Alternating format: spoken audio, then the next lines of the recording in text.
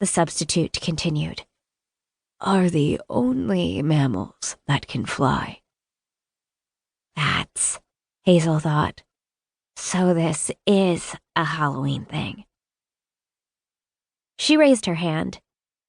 Excuse me, she said, but who are you exactly? A few kids chuckled. I'm your substitute, the bearded man said.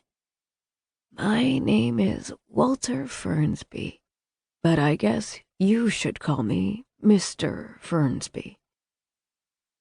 Walter Fernsby, Hazel thought. That's an old person's name. But the substitute didn't look old. He had smooth, pale skin and straight, white teeth.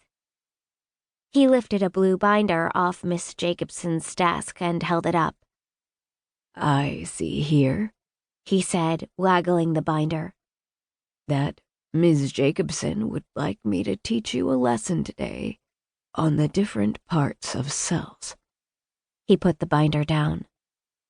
But, he said, leaning forward and dropping his voice, I'll bet you've had loads of lessons on cells before.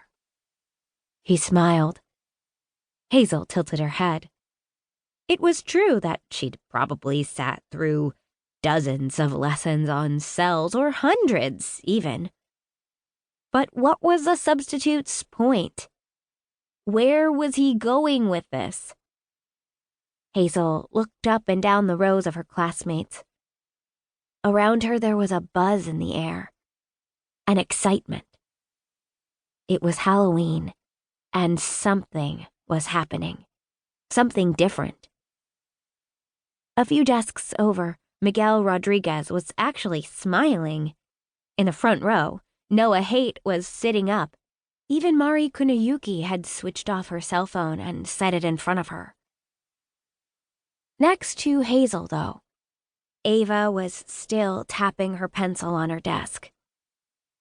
Last Halloween, she and Ava had gone to one of those haunted corn mazes, and Ava had started crying after 5 minutes. She'd ended up sitting on the ground with her eyes shut tight and her hands clamped over her ears. Hazel had put her arms around Ava and walked her out.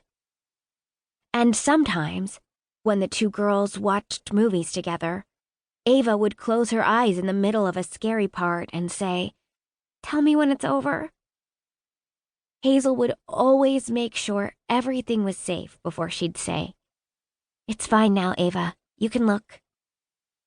Well, since I am a substitute teacher, Mr. Fernsby went on, I thought that today I might teach you a substitute lesson. In the next desk over, Ava raised her hand. "Can you please just teach us about cells?" she said. Hazel thought she heard a slight quiver in Ava's voice. The substitute didn't answer. He took a few steps across the front of the room. He seemed to be waiting for something. "What's the substitute lesson about?" Noah Haight asked. He was leaning forward with his elbows on his desk. Mr. Fernsby looked around the room and made eye contact with a few students.